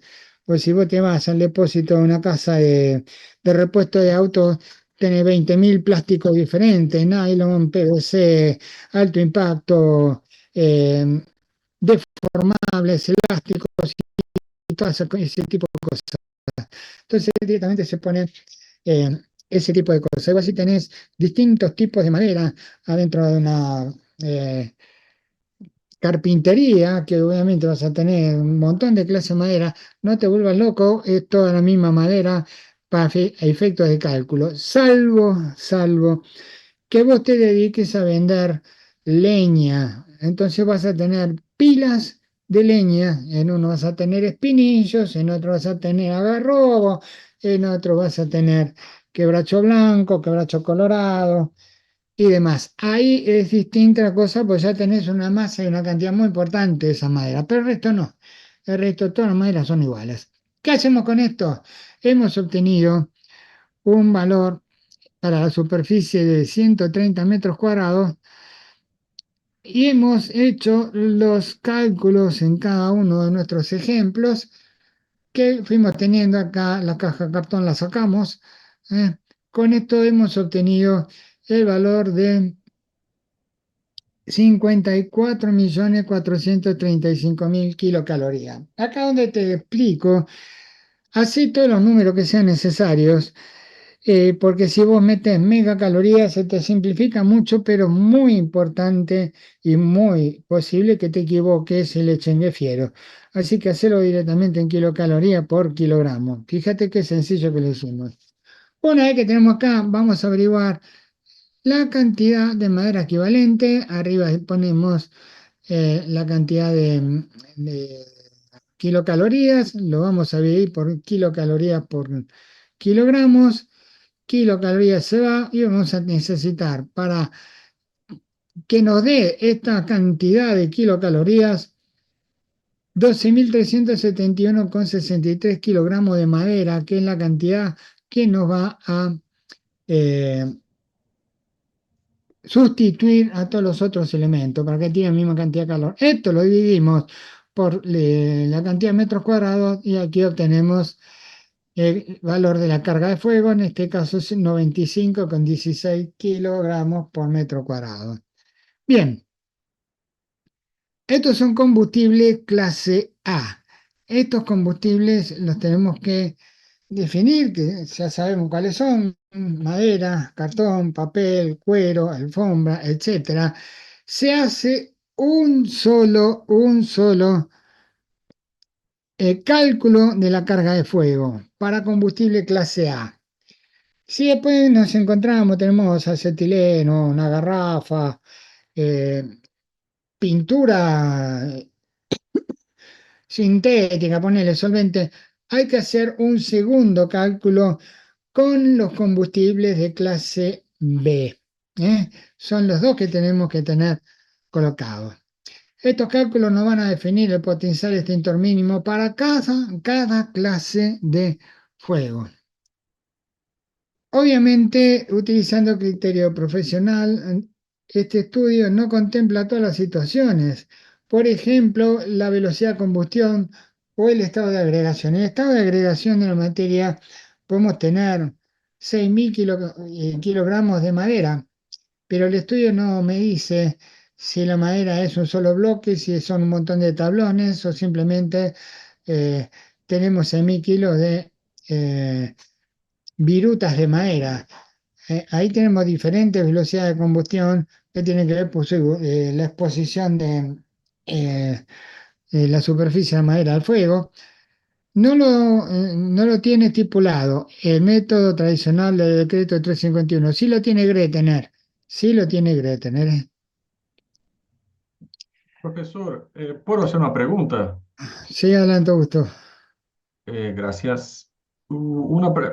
Primero, para aclarar, este cálculo no es solamente para el sector de incendio, son para todos los sectores. Entonces, por ejemplo, un edificio que tiene 20 pisos en Puerto Madero, un edificio comercial, el sector de incendio yo supongo que sería en el térreo, pero tiene el primer piso, segundo piso, hasta el último piso, entonces tiene que hacer cálculo de todos, porque, por ejemplo, un sector de incendio lindo, con compartimentación, con todos los materiales que no propagan llama, pero en el primer piso, segundo piso, tiene alfombra, tiene cortinas, mucho material combustible. Entonces, más una pregunta, ¿realmente son para todos los sectores? Y una pregunta básica, o la segunda pregunta es, ¿entra el cálculo de los demás materiales, como por ejemplo cortina, alfombra, de los otros pisos? Porque acá en Argentina yo veo que protección pasiva es todo sector de incendio. En Brasil ya no, es del edificio entero. No sé si quedó claro. Gracias. Sí, Augusto. El tema es el siguiente. Cada piso es un sector de incendio. Eso ya es por definición del decreto 351 de la ley. Cada piso tiene que estar absolutamente hermético respecto al piso de arriba y al piso de abajo. La seguridad pasiva me va a dar los elementos, las soluciones necesarias para garantizar esa sectorización. Si el edificio tiene 20 pisos, son 20 sectores de incendio que vamos a tener que hacer 20 cálculos de carga de fuego, siempre y cuando los pisos sean menores a 1.000 metros cuadrados. Si son mayores a 1.000 metros cuadrados, y por ejemplo en todos los pisos tenemos rociadores, entonces sí se hace un sector de incendio por piso. Ahora, si no existen rociadores en todos los pisos y los pisos tienen más de 1.000 metros cuadrados, ponerle 1.600 metros cuadrados, vamos a tener que dividir el piso en dos sectores distintos para cumplir con los 1.000 metros cuadrados de la ley. Esto es la parte más compleja porque no se tiene en cuenta desde el diseño, después nos agarramos la cabeza porque lo tenemos que definir nosotros. Podemos hacerlo, se puede hacer, hay que estudiar cuál va a ser la metodología que podemos emplear, la más conveniente, la que sea más em, digamos, la menos invasiva. ¿Eh?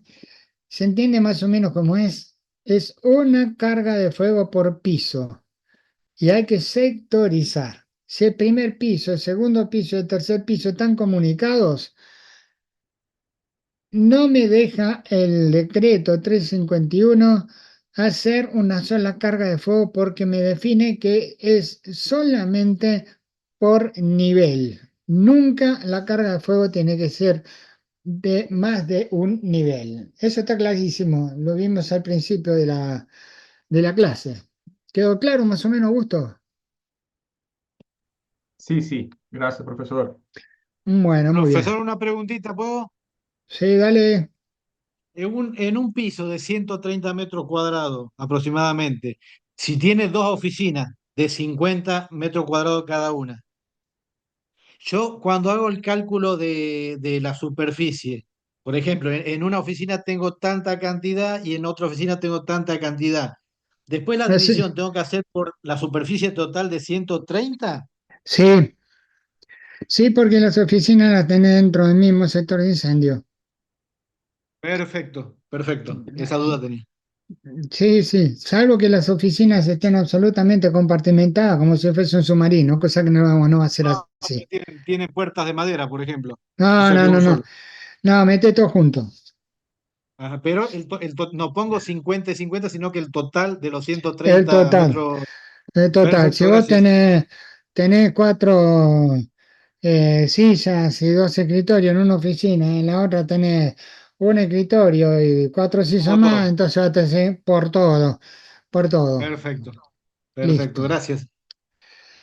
Eh, Estos datos que obtenemos a la hora de decidir cuántos extintores se debe colocar más allá del resultado obtenido, pero nunca abajo del calculado, es el momento en el cual el encargado del sector debe decidir si desea cumplir solo con la legislación o si realmente desea estar preparado ante un posible siniestro.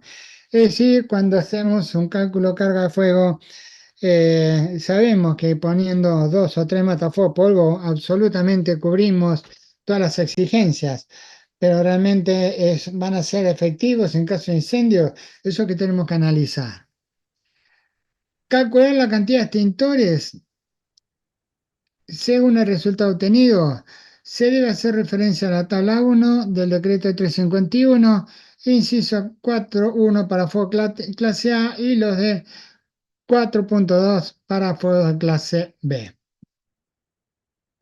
Como alternativa al criterio de calificación de materiales o productos en muy combustibles clase 3 o combustible clase 4, y para tener en cuenta el estado de subdivisión que puede encontrarse en los materiales, se podrá recurrir a la determinación de la velocidad de combustión de los mismos. Usualmente estos datos no se tienen en presente, no en este tipo de evaluaciones.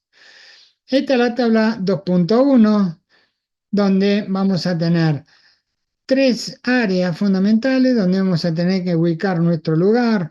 Por ejemplo, eh, tenemos un boliche bailable, va en espectáculos y cultura. Bueno, muy bien. ¿Qué tipo de riesgos están permitidos en un espectáculo, en un boliche bailable? El riesgo uno es explosivo, no está permitido, no se permite bengala, ni fuego artificial, ni nada que se parezca. El riesgo número 2 es inflamable, tampoco está permitido el uso de combustibles líquidos o inflamables dentro de estos lugares. Muy combustibles son los lugares comunes, igual que el combustible. Riesgo 3 y 4 están permitidos. En base a esto, nosotros ya clasificamos qué tipo de riesgo vamos a tener en nuestro sector de incendio. Lo mismo para comercial, industrial, depósito. Fíjate que el riesgo 1 y el riesgo 2 sí están permitidos, dependiendo qué tipo de depósito, qué actividad industrial podemos llegar a tener. ¿Eh? Y el riesgo explosivo se considera en estos casos solamente como fuente de ignición. El cuadro 2.1, ventilación natural, es decir, el lugar de nuestro sector de incendio está ventilado naturalmente. Nosotros hemos tenido una carga de fuego 90 y pico kilos por metro cuadrado y nuestro lugar de incendio era de riesgo 3. Según lo que vimos en la planilla, ahí nosotros cruzamos los datos y me está dando F120. Esa es la resistencia al fuego. Quiere decir que por 120 minutos ni la estructura portante, ni el techo, ni las paredes pueden colapsar. Por esa cantidad, esas 2 horas que tenemos ahí que nos está dando, por 2 horas el fuego, el humo, los gases o el aire caliente no pueden salir por ningún orificio de nuestro sector de incendio hacia el exterior. Esto en el caso de ventilación natural. ¿Qué pasa en ventilación artificial?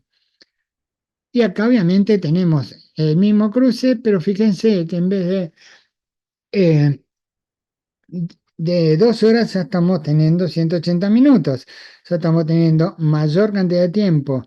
¿Por qué? Porque la ventilación es mecánica y si tenemos un incendio se corta la luz, entonces si nosotros teníamos ventilación mecánica quería decir que necesitamos forzar la ventilación porque la ventilación natural no era adecuada, pero si se corta la luz no podemos forzar esa ventilación, naturalmente no puede ventilarlo tampoco, entonces la resistencia tiene que ser muy superior al caso anterior. Así se van usando los diferentes criterios. Algunos datos que podemos obtener de Internet para tener en cuenta las resistencias típicas, ¿eh? Nosotros sí tenemos que definir nuestras paredes y tenemos que colocar ladrillos macizos, cerámicos, que son los ladrillos comunes. Más del 75% son ladrillos, el resto obviamente la cal, el cemento, todo eso, no son importantes, sino que son paredes separadoras. Para poder certificar esa pared como resistente al fuego durante 120 minutos, tiene que tener por lo menos un espesor de 18 centímetros. ¿Mm? Si nosotros necesitamos 90 minutos, con una pared de 15 estaría más que suficiente. Pero si necesitamos definir 180 minutos, ya las paredes divisorias tienen que tener 25 centímetros de espesor o más, puede ser 30.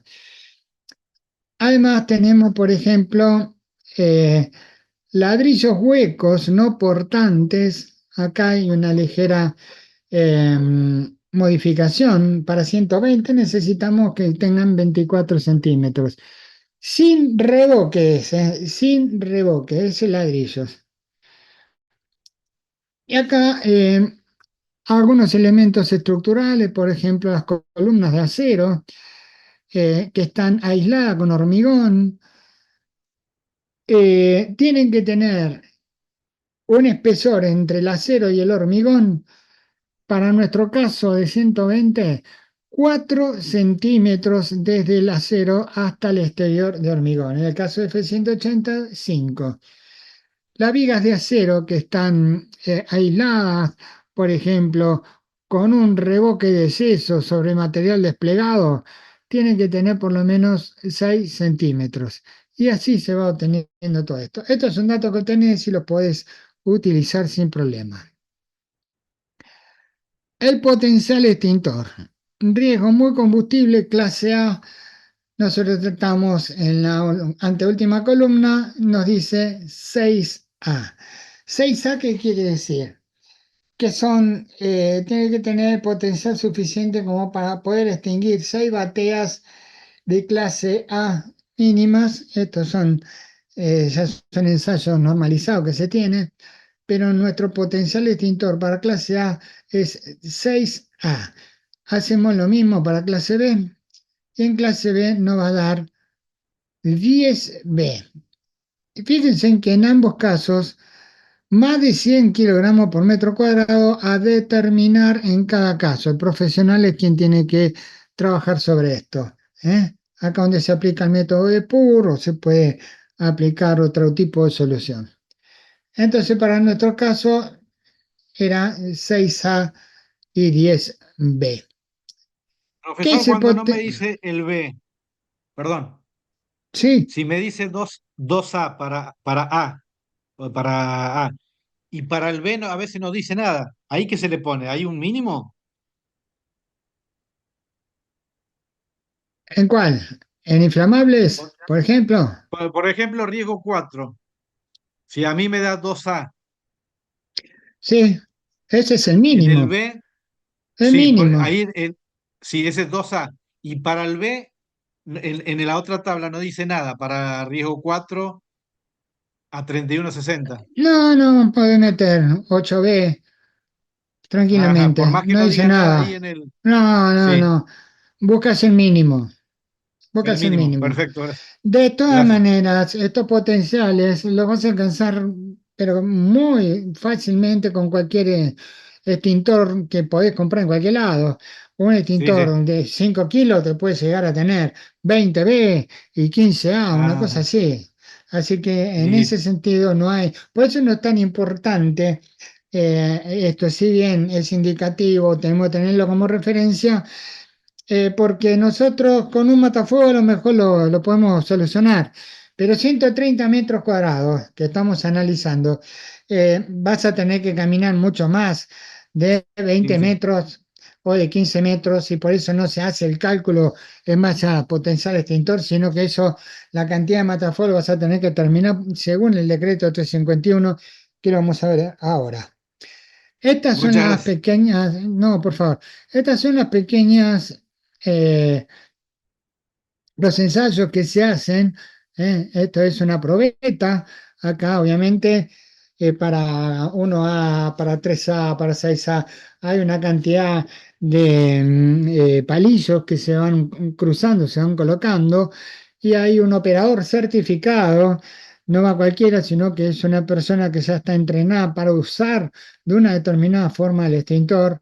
Se le da un tiempo de encendido, se da un tiempo de progreso al fuego y después se hace un ataque de todas las áreas, por supuesto arrancando a favor del viento y completando la extinción.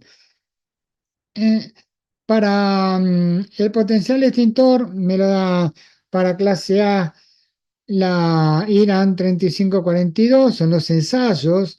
¿eh?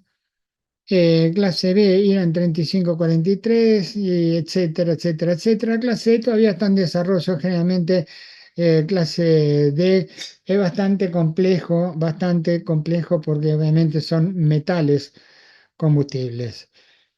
Cada sector de incendio nos dicen que va un extintor cada 200 metros cuadrados, un extintor cada 20 metros de distancia lineal para fuego clase A y de 15 para fuego clase B.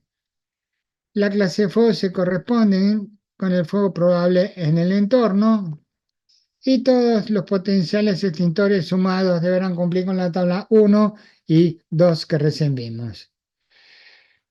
¿Cómo elegimos los extintores?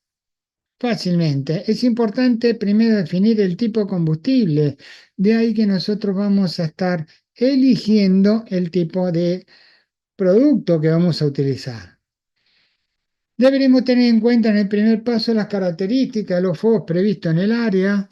También tenemos que tener presentes las características propias de la construcción, el contenido, es decir, lo que metimos dentro del sector de incendio del continente, que son las divisiones del sector considerado. Ojo que el continente también entra en la carga de fuego.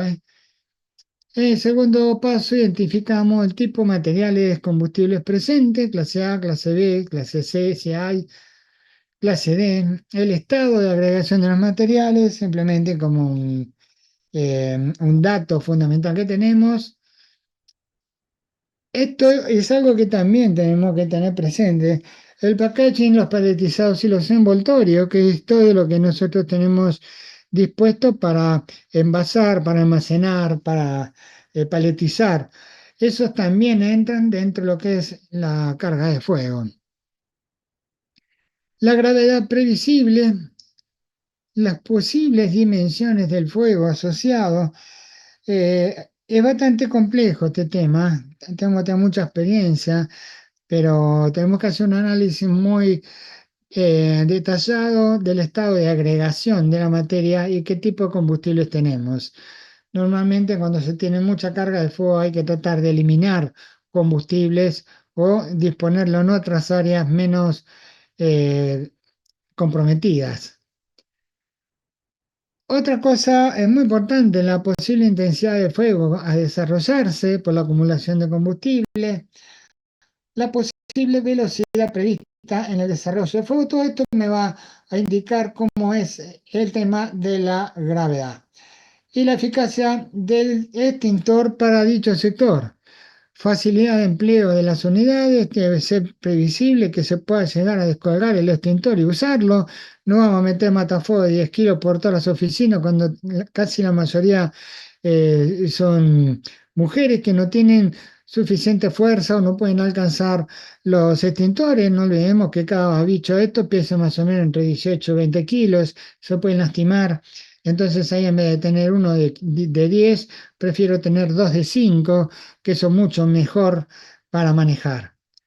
Además, personal disponible para manejo de los equipos y también las aptitudes físicas y adiestramiento. La capacitación y entrenamiento es fundamental. Es fundamental. No hay que entrenarse para cosas que no vamos a combatir. Adaptación del matafuego al entorno, las condiciones ambientales, obviamente tiene que estar protegido todo eso. Sea presencia de vapores, polvos o combustibles que puedan llegar a ser incompatibles. Por ejemplo, tenemos un matafuego de dióxido de carbono, el CO2 en carros y en matafuegos manuales suelen generar muchísima carga estática. Si estamos en áreas clasificadas, esto puede llegar a ser un problema porque estamos introduciendo una fuente de ignición al lugar clasificado. Y lo que se tiene que enseñar muchísimo es el tema de la seguridad operativa. No es tan fácil manejar un matafuego. Puede llegar a ser muy peligroso e incluso provocarnos la falta de visibilidad. La cantidad de matafuego requerida, según el decreto, una unidad cada 200 metros cuadrados y la máxima distancia a recorrer son 20 metros, fuego clase A, 15 metros, fuegos de clase B. El potencial extintor mínimo universal es 1A y 5BC. Hasta acá entonces la clase de hoy. Espero que lo hayan disfrutado. Es bastante cantidad material. Fíjate que en definitiva era lo que yo te estaba diciendo, que la carga de fuego no es un simple trámite, hay que trabajar sobre muchas áreas, hay que conocer muchas cosas, sobre todo el tema de la sectorización, la seguridad pasiva. No es fácil hacerlo y no hay negociación posible. Si hay que sectorizar, se sectoriza. Lo está pidiendo la ley. Yo no lo puedo aceptar. Yo te tengo que informar que tenés que sectorizar. Si después sectorizás o no, ya no es mi decisión. El boliche es tuyo, el problema va a ser tuyo. Yo lo escribí y te lo informé. Siempre por escrito. ¿Alguna pregunta, alguna consulta?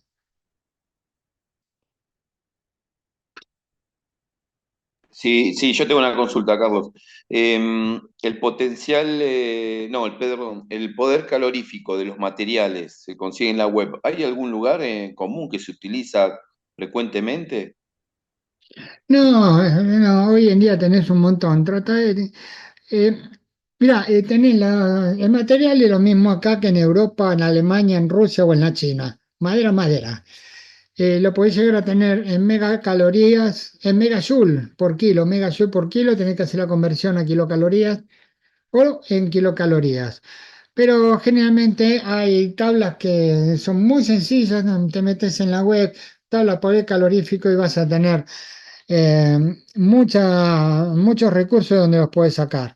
Antes teníamos nosotros algo más o menos armado, pero ya no tiene sentido, lo bajáis directamente en cualquier sitio más o menos confiable de la web. De ahí tenés absolutamente todo.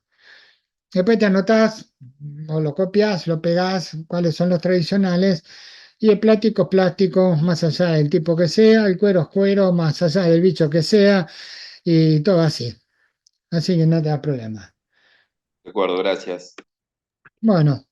Bueno, de mi parte ya es todo. Nos veremos en otra clase, probablemente más adelante. Así que será hasta luego entonces. Un abrazo para todos y gracias por participar.